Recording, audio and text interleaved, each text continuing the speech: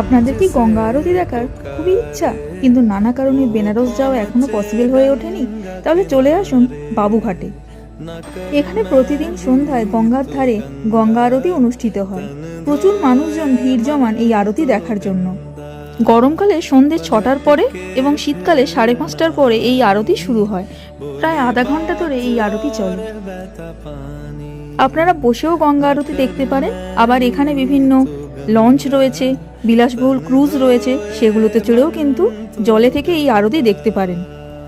সম্পূর্ণ বেনারসের অ্যাম্বিয়েন্সটা হয়তো আপনারা এখানে পাবেন না, কিন্তু এখানে যে অ্যাম্বিয়েন্সটা আপনারা পাবেন সেটাও কিন্তু খুব একটা আপনাদের আশাহত করবে না। দেখতে ভালোই লাগবে এখানে গঙ্গা আরতি। তাহলে দেরি না করে এই শীতে অবশ্যই চলে আসুন বাবুঘাটে গঙ্গা আরতি দেখার জন্য। কিভাবে আসবেন? আসার জন্য এখানে নিয়ারেস্ট রেলওয়ে স্টেশন হলো ইডেন গার্ডেন, আর এখানে নিয়ারেস্ট মেট্রো স্টেশন হলো এসপ্ল্যানেড।